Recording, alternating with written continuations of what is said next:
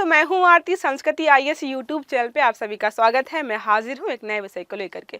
अभी जो है लगातार बजट बहुत चर्चा का विषय बना हुआ है कि 1 फरवरी को जब 8वां बजट प्रस्तुत किया जाएगा निर्मला सीतारमण जी के द्वारा, तो वहां पर क्या कुछ टैक्स स्लैब्स में परिवर्तन किया जाने वाला है, कुछ जो है नागरिकों के लिए कुछ बेनिफिट्स होने वाले हैं या नहीं होने वाले हैं। लगातार जो है आप देख रहे हो क्रिटिसाइज किया जाता है हमारी वित्त मंत्री को कि जो है हर चीज पर टैक्स लगा रही है। कुछ समय पहले चर्चा में थी जब उन्होंने बोला था कि जो है सॉल्टेड जो है पॉपकॉर्न्स और जो है कैरेमल पॉपकॉर्न्स जो है अलग अलग होते हैं और दोनों में अलग अलग टैक्स लगाए जाएंगे। तब जो है चर्चा में बहुत चीज़ें चल रही थी। तो इसके माध्यम से आज हम पढ़ेंगे कि जो 1 फरवरी 2025 को बजट प्रस्तुत होने वाला है उससे संबंधित जो है एक एसबीआई ने रिपोर्ट प्रस्तुत की है जिसमें कुछ प्रेडिक्शंस दिए हैं कि ऐसा ऐसा शायद यहाँ पर हो सकता है।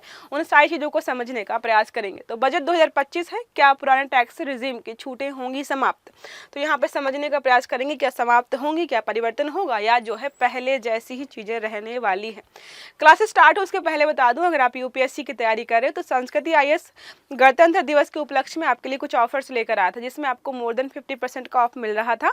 तो अगर आप जीएस का लाइव बैच लेना चाहते हो प्री प्लस मेंस का, तो आफ्टर डिस्काउंट आपको 55,000 में मिल रहा है। आपको है कि जीएस के साथ सी सेट भी करना है तो आपको जो है 60,000 में मिल जाएगा। अगर किसी को लाइव बैच नहीं ज्वाइन करना है, वीडियो के माध्यम से पढ़ना चाहता है, तो वीडियो कोर्स भी उपलब्ध है जो कि आपको जो है 50,000 में आफ्टर डिस्काउंट मिल जाएगा। जितने भी कोर्सेज यहाँ पे दिखाई दे रहे हैं सबकी वैलिडिटी 3 साल की है। अनलिमिटेड टाइम वॉच है, जितनी बार आपकी क्षमता हो आप उतनी बार उन वीडियोज को देख सकते हो। इसके अलावा अब रिवीजन करना है तो आपको प्रिंटेड नोट्स चाहिए, तो सारे सब्जेक्ट्स के सारे टॉपिक वाइज आपको प्रिंटेड नोट्स दिए जाएंगे। प्रैक्टिस लगातार हो, रिवीजन लगातार हो, उसके लिए आपके क्लासरूम टेस्ट भी होंगे प्रीलिम्स और मेंस के। और मोस्ट इंपॉर्टेंट है करंट अफेयर्स कवर कराने के लिए हम आपको दे रहे हैं संस्कृति की मासिक मैगजीन, जिसके माध्यम से आप अपना करंट अफेयर्स जो है समय के साथ जो है पूरा कर सकते हो। ये जो ऑफर है 26 जनवरी से स्टार्ट हुआ है और 30 जनवरी तक रहने वाला है। तो जल्दी से जल्दी ऑफर का लाभ उठाएं ताकि जो है आपको महंगे बैचेस ना खरीदने पड़े। अब आते हैं हमारी क्लास में वापस। बजट 8वां है, वित्त मंत्री हमारी प्रस्तुत करेंगे 1 फरवरी को। कुछ नई चीज़ें ऐड हो सकती हैं। इससे संबंधित जो है एसबीआई ने एक नई रिपोर्ट प्रस्तुत की है। तो एसबीआई की रिपोर्ट के बाद बजट 2025 को लेकर पुराने और नए टैक्स रिजीम, मतलब जो पुराने टैक्स स्लैब्स थी कि इतने रुपए सैलरी होगी तो ये टैक्स लगेगा, जो है अगर कोई पेंशन स्कीम है उसमें इतना टैक्स मिलेगा, इतनी छूट मिलेगी आपको, हेल्थ इंश्योरेंस में इतनी छूट मिलेगी, फिक्स डिपॉजिट या रिकरिंग डिपॉजिट, सब कुछ यहाँ पर सबका अलग अलग है। तो यहाँ पर बोला जा रहा है कि शायद कुछ टैक्स की दरें, जैसे मान लीजिए अभी जो है टोटल 15 दरें हैं अलग अलग एरियाज में, तो हो सकता है थोड़ी सी कम हो जाए, 10 हो जाए और जो है स्लैब्स को कम कर दिया जाए। इससे संबंधित यहाँ पर रिपोर्ट जो है जारी की गई है। तुलना है और संभावित बदलावों पर जो है व्यापक चर्चा लगातार यहाँ पर हो रही है। अब एसबीआई ने जारी किया है तो इम्पोर्टेंट हो जाता है हमारे लिए कि आपको पता है बड़े बड़े जो हैं इकोनॉमिस्ट जो हैं एसबीआई में बैठते हैं, उन्होंने विचार विमर्श करके ही रिपोर्ट जारी की होगी। केंद्रीय बजट जो है 1 फरवरी 2025 को प्रस्तुत होने वाला है। इससे पहले पुराने और नए टैक्स रिजीम के बीच यहाँ पर चर्चा हो रही है। काफ़ी समय से ऐसा हो रहा है कि टैक्स स्लैब्स में या टैक्स रिजीम में बदलाव नहीं किया गया है। तो यहाँ पर सोच रहे हैं या विचार प्रस्तुत किए गए कि शायद हो सकता है इस बार जो है टैक्स रिजीम में कुछ बदलाव हमें देखने को मिले। स्टेट बैंक ऑफ इंडिया ने अपनी नई जो रिसर्च रिपोर्ट दी है उसमें कुछ सुझाव दिए हैं। सरकार पुराने टैक्स रिजीम में दी जाने वाली सभी छूटों को खत्म कर सकती है और इन्हें नए टैक्स रिजीम में समाहित किया जा सकता है। तो हो सकता है कि जो पहले जो है छूट दे रही थी उनको खत्म करके वो कुछ नई चीज़ें लेकर के आए जहाँ पर जो है क्राइटेरिया बदल सकता है। जैसे यहाँ पर जो है कि अगर आप जो फिक्स डिपॉजिट करते हो तो 1 साल के लिए कुछ और टैक्स होता है, अगर 2 साल के लिए करते हो तो टैक्स जो है रेट जो है वो और होता है, और 3 साल के लिए जो करते हो फिक्स तो पैसे जो है आपके थोड़े अलग लगते हैं। तो ऐसा हो सकता है कि आपने फिक्स डिपॉजिट किया उसमें एक ही दर निर्धारित हो जाए कि हाँ भाई 8% जो है टैक्स लगेगा इस पे। आपको पता है जब आप पैसे फिक्स करते हो उसके बाद जो इंटरेस्ट मिलता है वो आपकी इनकम में काउंट होता है, इसलिए जो है वहाँ पर टैक्स आपको देना पड़ता है। तो वो 4-5 जो टैक्स स्लैब्स या 4-5 प्रकार के टैक्स ले रहे थे हर बार हर साल के अलग अलग हिसाब से, वहाँ पर एक ही दर हो सकती है। ये सारी चीज़ जो है यहाँ पर एसबीआई के द्वारा बोली गई है। क्या सरकार पुराने टैक्स सिस्टम को समाप्त करके नया सिस्टम लागू करेगी? थोड़े प्रश्न यहाँ पर पूछे गए हैं जिससे टैक्स पेयर्स की योजनाओं और लाभों में बदलाव हो सकता है। देखो यहाँ पर एसबीआई का ये कहना है कि जो हमारे टैक्स सिस्टम हमारे यहाँ पर भी चल रहा है काफ़ी जो है कॉम्प्लिकेटेड है, कई बार लोगों को समझ में नहीं आता है कि हमें कितना पे करना है। तो थोड़ा बदलाव होगा तो लोगों को थोड़ी सुविधा हो जाएगी। हाँ, राजस्व थोड़ा सा कम हो सकता है सरकार का, क्योंकि जहाँ पर वो 4 प्रकार के टैक्स ले रही थी उनको जो है राज्य सरकार को, केंद्र सरकार को वहाँ पर एक ही प्रकार का टैक्स मिलेगा। आसानी हो जाएगी टैक्स पेयर्स को, लेकिन राजस्व में थोड़ी सी कमी यहाँ पर आ सकती है। ऐसे सुझाव या बातें जो है एसबीआई की रिपोर्ट में प्रस्तुत की गई हैं। अब बात करें यहाँ पर जो क्या क्या सिफारिशें की गई हैं कि क्या क्या होना चाहिए। एसबीआई की रिपोर्ट में आगामी बजट में कई प्रकार के महत्वपूर्ण टैक्स रिलीफ उपायों का सुझाव दिया गया है कि सरकार चाहे तो ऐसा ऐसा कर सकती है। उन्होंने पहला बोला है नेशनल पेंशन स्कीम की सीमा जो है हमारी, एनपीएस की स्कीम की सीमा जो हमारी 50,000 से लेकर के 1 लाख कर देनी चाहिए। मतलब 50,000 अभी है, मान लीजिए किसी व्यक्ति की आय जो है 10,50,000 है, अब जो है या 9,50,000 है, 9 लाख तक तो आपको कोई जो है टैक्स नहीं भरना पड़ा, लेकिन 50,000 अगर आपके पास एक्स्ट्रा है तो आपको जो है टैक्स भरना पड़ता है। लेकिन अगर आप जो है को 50,000 को नेशनल पेंशन स्कीम में इन्वेस्ट कर दे तो आप जो है टैक्स देने से टोटल बच जाएंगे। ये होता है यहाँ पर टैक्स बचाने का तरीका। तो उन्होंने बोला है कि 50,000 की जगह जो है इसको 1 लाख कर दीजिए कि अगर किसी की 10 लाख भी इनकम है और जो है यहाँ पर इन्वेस्ट करता है या लगाता है तो उसको जो है टैक्स नहीं भरना पड़ेगा।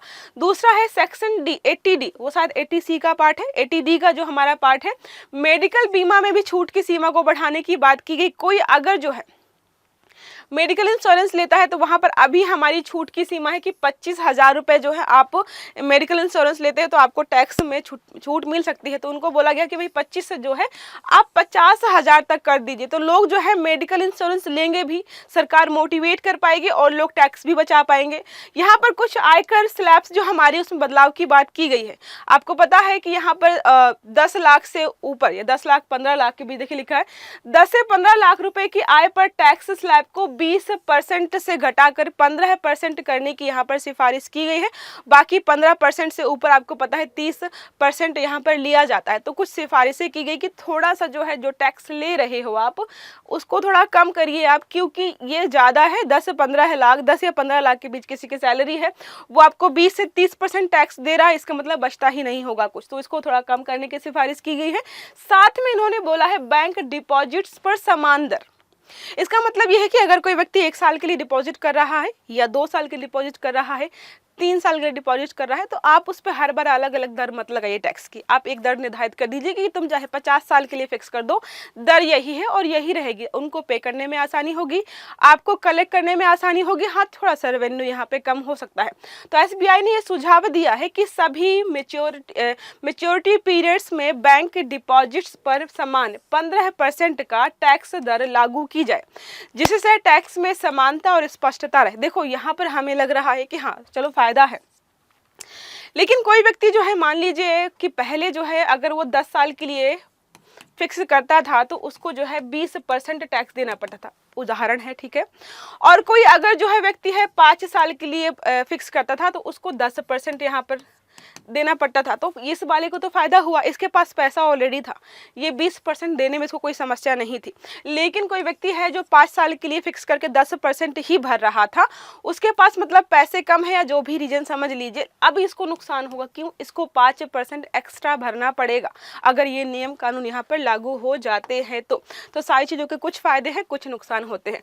एसबीआई का अनुमान क्या है? रिपोर्ट के अनुसार यदि सभी टैक्स छूटों को नए रिजीम में समाहित किया जाए तो सरकार के पास टैक्स रेवेन्यू में थोड़ी सी कमी आ जाएगी, ये बोला गया है। लेकिन इससे उपभोक्ताओं को डिस्पोजेबल इनकम में वृद्धि हो सकती है जो खपत को बढ़ावा देगी।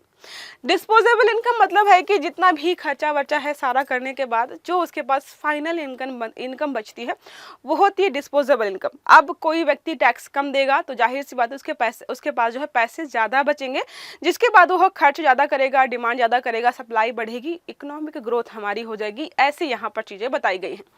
2020 में पेश हुआ नया टैक्स रिजीम 2020 में आया था। ये 2020 के बजट में नए टैक्स रिजीम की शुरुआत की गई थी जिसमें कम टैक्स दरें थी। कम टैक्स दरें इसका मतलब ये नहीं कि कम टैक्स लिया जाता, इसका मतलब है कि 10 दरें थी और वही काम कर रही थी। उसके बाद जो है बढ़ा दी गई कि अब 15 लगेंगी, हर छोटी छोटी चीज का यहाँ पे बदलाव कर दिया गया। उच्च आय वर्ग के लिए टैक्स दर में बदलाव किया गया है। तो रिपोर्ट में यह भी कहा गया कि 15 लाख रुपए से ज्यादा की आय वाले लोगों के लिए उच्चतम टैक्स की दर जो है 30% बनाए रखा जाए, जो कि अभी है ऑलरेडी। ठीक है, 10 से 15 लाख जिनकी आय है उनके लिए थोड़ा सा यहाँ पर राहत देने की बात कही जा रही और बोला जा रहा है कि इसको जो है घटाकर आप 15% करने का प्रयास करें। फिर बात करें सेविंग अकाउंट पर टैक्स की सीमा बढ़ा दी जाए। तो जो भी व्यक्ति सेविंग अकाउंट में पैसे रखता है तो उनके लिए बोला गया है कि एसबीआई ने सुझाव दिया है कि सेविंग अकाउंट्स में जमा राशि पर टैक्स की सीमा 20,000 रुपए की जाए, जिससे अधिक टैक्स पेयर को फायदा हो सके। मतलब इससे अगर ज़्यादा रखते हो आप सेविंग अकाउंट में तब टैक्स भरना है। अभी जो है इसकी सीमा कम है, तो अगर इससे कम रखेंगे तो टैक्स नहीं भरना पड़ेगा। ठीक है, अब यहाँ बात करें कि क्या पुराने टैक्स रिजीम की छूट समाप्त हो सकती है।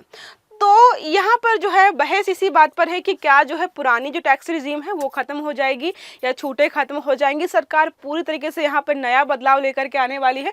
तो एसबीआई की रिपोर्ट के अनुसार सरकार पुराने टैक्स रिजीम को समाप्त कर सकती है। इसके तहत दी जाने वाली सभी छूटों को नए टैक्स रिजीम में शामिल किया जाएगा। जो भी छूटें वहां दी जाई थी उनको थोड़े बदलाव के साथ नए टैक्स रिजीम में शामिल किया जा सकता है। वर्तमान में पुराने टैक्स रिजीम में कई महत्वपूर्ण छूटें और कटौतियां उपलब्ध हैं। जैसे कि हम देखें अगर सेक्शन 80C के तहत जो है पेंशन फंड हो गया, आपका LIC हो गया, PPF हो गया, FD आदि में छूट मिलती है। वो छूट आपको शायद ना मिले। इसके अलावा सेक्शन 80D के तहत मेडिकल इंश्योरेंस पर भी छूट है, उस पर भी थोड़ी सी कटौती हो सकती है। HRA जो हाउस रेंट अलाउंस होता है वो भी यहाँ पर अन्य छूटें जो भी मिलती हैं उस पर थोड़ा बदलाव होगा। पुराने टैक्स रिजीम में कई ऐसी छूटें हैं जो टैक्स पेयर्स को लाभ देती हैं। यह सिस्टम जटिल होता है लेकिन कई लोग इसे पसंद करते हैं क्योंकि यहाँ पर जो है अधिक कटौतियाँ या जो थोड़ा सा बेनिफिट या छूट ज़्यादा मिलता है। कटौतियाँ मतलब छूट। ठीक है, कहीं पर हिंदी में लिखा है, कहीं पर जो है उसको साधारण सी भाषा में लिखा गया। तो कुछ यहाँ पर चीज़ें बताएगी कि हाँ कुछ फ़ायदा होगा, कुछ नुकसान भी होंगे, लेकिन यहाँ पर प्रेडिक्शन यही किया गया कि शायद जो है नया टैक्स रिजीम जो आने वाला है थोड़ा सा बदल करके आने वाला है। और बाकी एसबीआई ने क्या क्या सुझाव दिए है वो आपको मैंने समझा दिया है। एक प्रश्न हमारा इसी से संबंधित है, 2025 का केंद्रीय बजट कब पेश होने वाला है। बहुत आसान है, 1 मार्च 2025 को, 1 फरवरी 2025 को, 31 जनवरी 2025 को या फिर 15 जनवरी 2025 को। आपको जो है उत्तर जो है कमेंट बॉक्स में बताना है ताकि मुझे लगे कि आपने आर्टिकल को लास्ट तक देखा है। तो क्लास अच्छी लगी तो लाइक करिएगा, चैनल को सब्सक्राइब भी करिएगा, बेल आइकन दबाइएगा ताकि जितने भी हमारे आर्टिकल्स हैं वो आपको समय पर मिलते रहे। अच्छे से पढ़िएगा। Have a good day. Thank you.